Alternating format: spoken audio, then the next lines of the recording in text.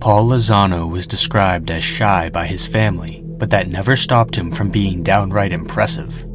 At just 3 years old, Paul shocked his Mexican immigrant parents by teaching himself how to read English. He told them that his favorite author was Dr. Seuss, and he read every single Seuss book he could get his hands on. Paul's outstanding intellect didn't end there. He was an honor student in high school, and he ran cross-country. He attended West Point for 2 years, then transferred to the University of Texas in order to be closer to home. Later, he would enter Harvard Medical School, one of America's most prestigious educational institutions. Everyone agreed that he had a bright future ahead of him, and nothing could stop the brilliant young man from achieving greatness. Unfortunately, this world doesn't always award potential. During his junior year at Harvard, Paul started experiencing intense homesickness.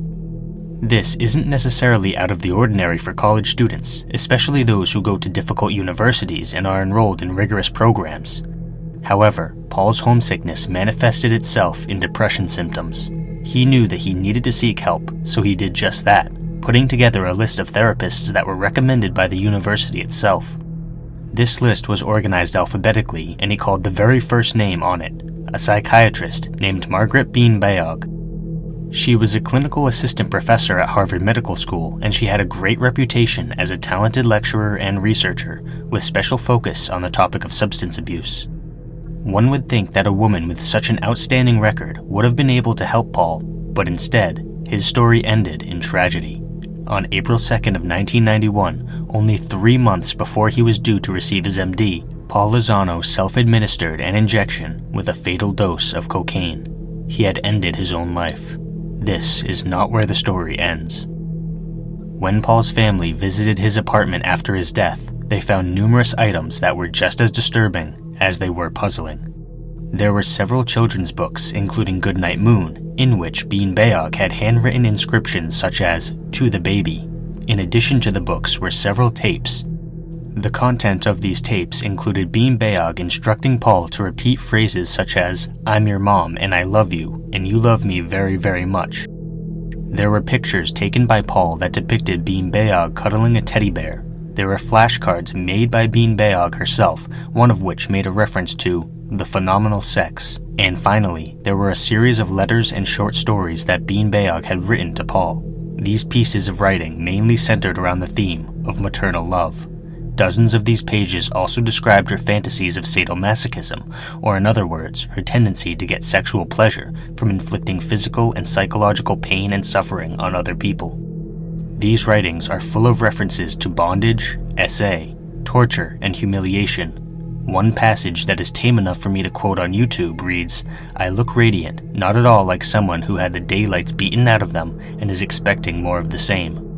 Some of the letters had been sent to Paul while Bean-Bayog had been vacationing in the Philippines with her husband in 1987. One of these letters included a passage that reads, "This drives me nuts. I miss you. I miss all of you."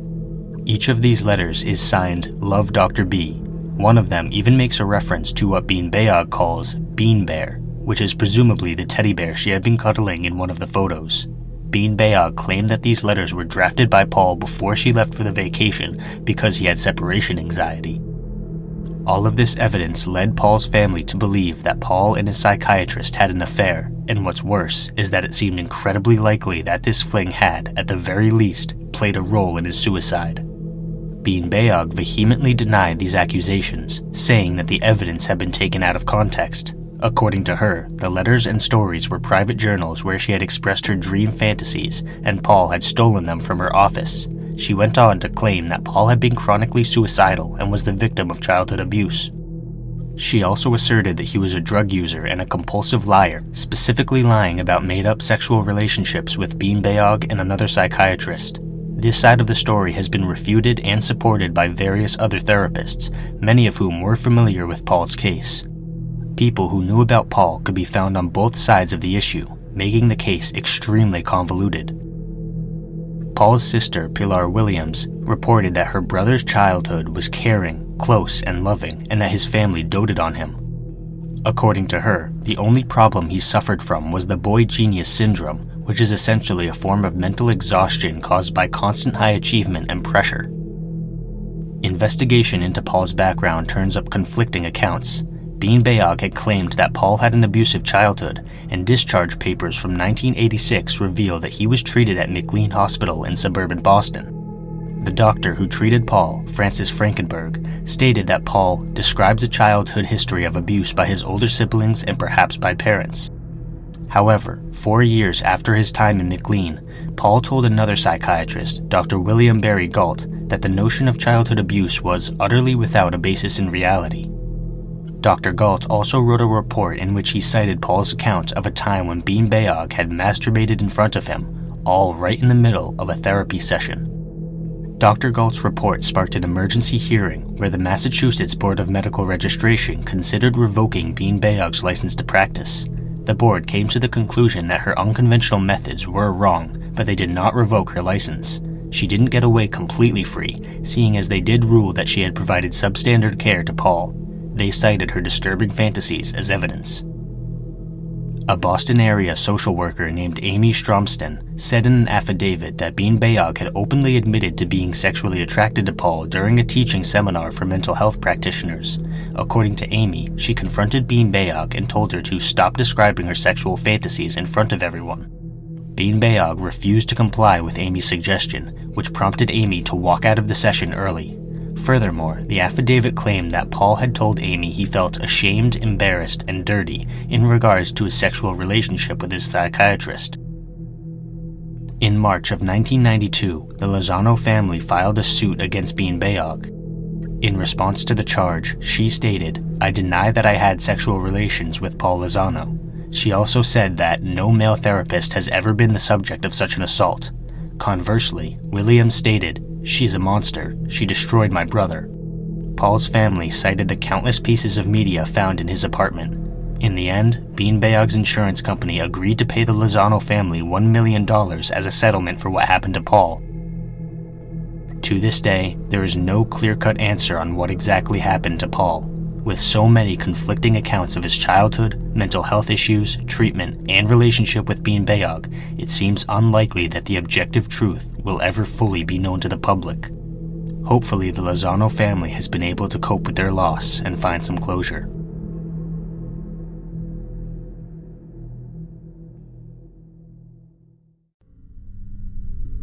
Gerald Barnbaum was born in Chicago, Illinois in 1933. He trained as a pharmacist and received a bachelor's degree in pharmacology. However, Barnbaum didn't want to settle for a career as a pharmacist. In his mind, that wasn't good enough. He wanted to be a full-fledged doctor, but he also didn't want to spend the time or money on the education.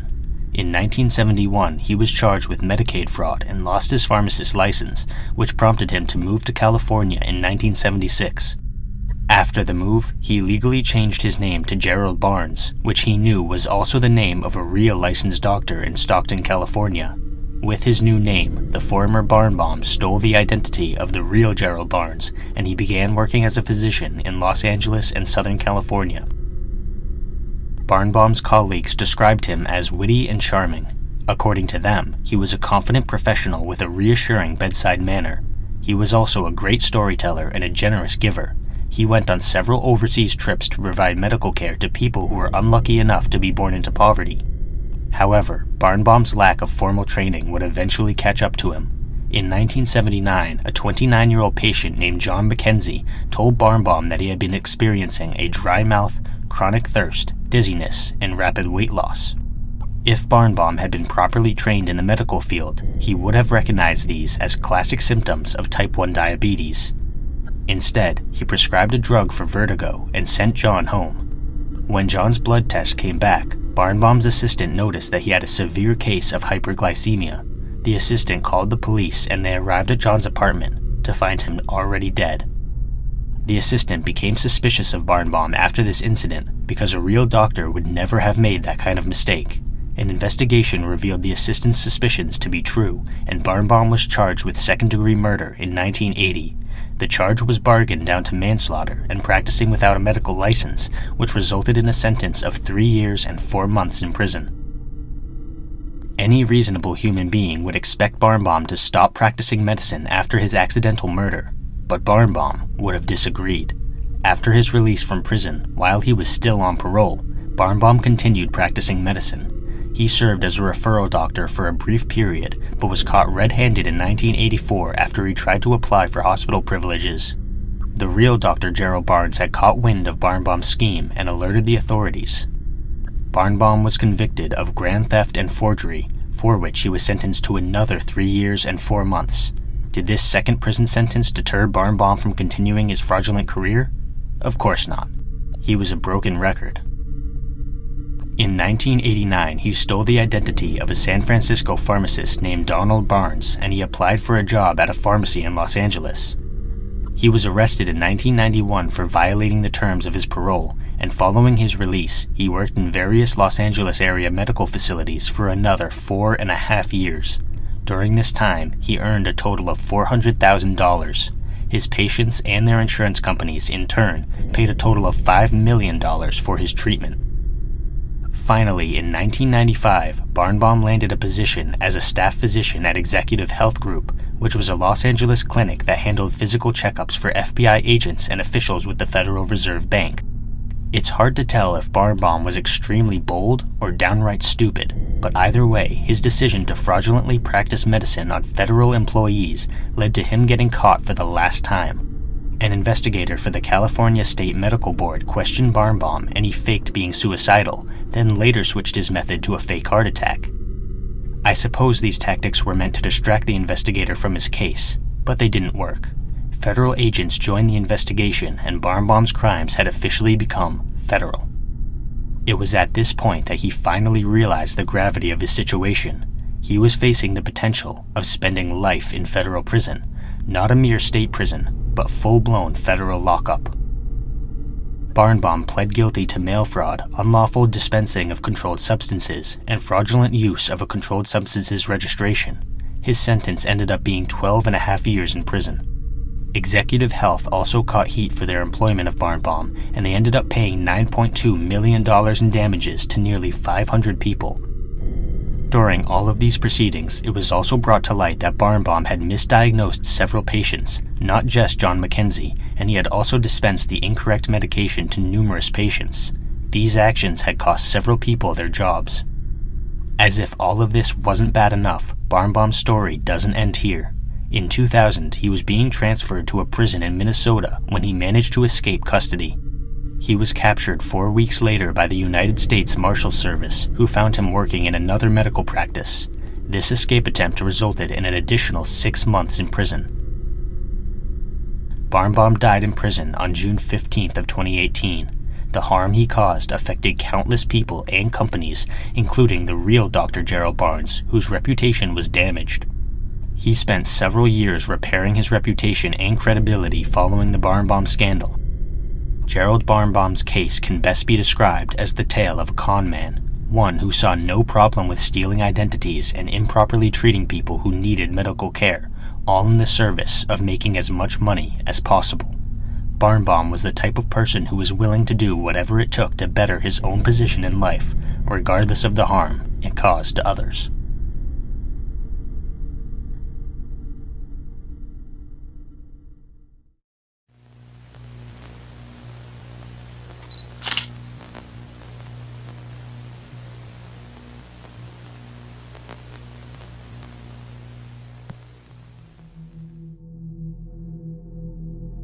The term angel of mercy refers to medical practitioners who intentionally cause harm and in some cases even death to their patients. Harold Shipman was born on January 14th of 1946 in England's public housing system. He was the second of 3 children and his father was a lorry driver while his mother stayed home with the children. Shipman was very close to his mother and her death devastated him when he was just 17 years old. He witnessed the home doctor administering morphine to his mother shortly before the lung cancer took her life. His activities later on in life would bear a disturbing resemblance to the treatment his own mother received. On November 5th of 1966, Shipman married Primrose Oxtoby and they had 4 children together. Shipman began studying medicine at the Leeds School of Medicine, from which he graduated in 1970. His early career was spent at Pontefract General Infirmary, but later in 1974 he landed a job as a general practitioner at the Abraham Ormerod Medical Center. It only took a year for Shipman to get caught in shady activities. He was fined 600 pounds for forging pethidine prescriptions, not for any patients, you see, but for himself. He was made to attend a rehab clinic after this incident. In 1977, he got a job at Donnybrook Medical Center, again as a general practitioner. It wasn't until March of 1998 that a doctor named Linda Reynolds finally noticed that something was wrong. She expressed concern to the South Manchester District Coroner about the unusually high death rate amongst Shipman's patients. There were also numerous cremation forms for his elderly patients. An investigation began, but the authorities could not find any hard evidence of foul play, causing the investigation to close on April 17th of that year. Several months later, a taxi driver told the police that he suspected Shipman of having murdered 21 people, all of them his patients. This driver had given elderly patients rides to the hospital on multiple occasions, and he noticed that the patients under Shipman's care would frequently perish. It was on June 24th of 1998 when the former mayor of Hyde, the town in which Shipman worked, was found dead in her home. The last person to see Kathleen Grundy alive was Harold Shipman. He had signed her death certificate and claimed that her cause of death had been old age.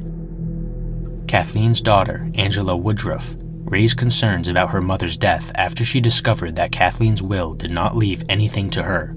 Instead, the will left all of Kathleen's money to Dr. Shipman, someone who had no personal connection to Kathleen. Angela took her concerns to the police and another investigation ensued. Kathleen's body was exhumed for further examination, which uncovered something very unsettling. Her body contained traces of diamorphine, a medical form of heroin that is often used as a pain reliever in cancer patients. Kathleen had never been diagnosed with cancer. Shipman told the authorities that she had been an addict, and he showed them his medical journal, which contained notes about her supposed addiction. However, when the police examined his computer, they found that these journal entries had been written after Kathleen's death. Harold Shipman was arrested on September 7th of 1998. Inside his home, the police found the typewriter he had used to forge Kathleen's will. It was revealed that Shipman had a consistent modus operandi.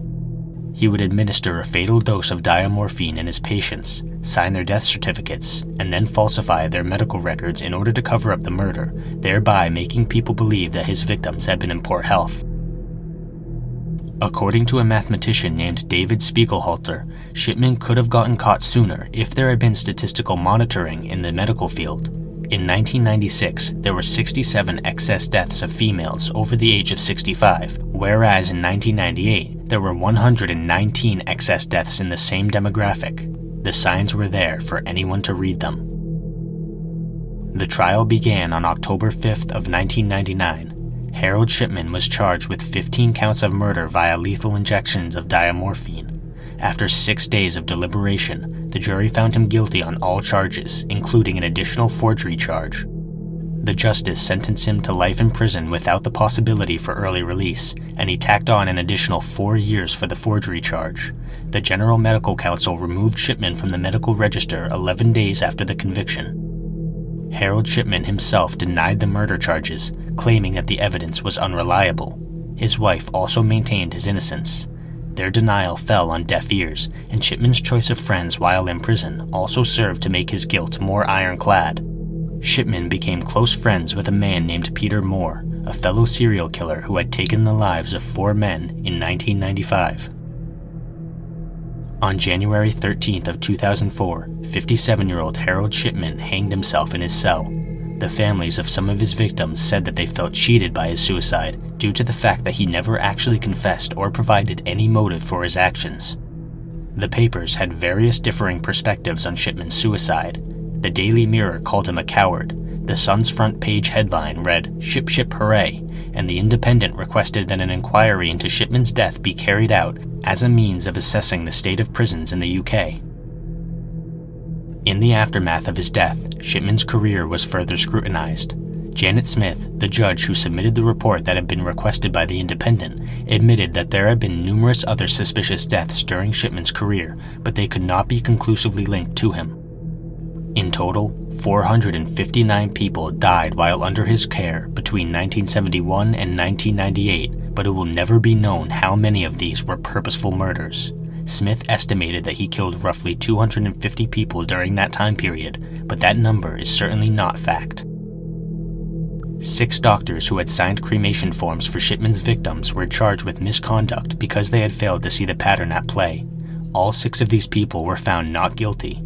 2 other doctors had similar charges filed against them for failing to notice the excessive doses of morphine that Shipman had been administering. The case didn't end there either.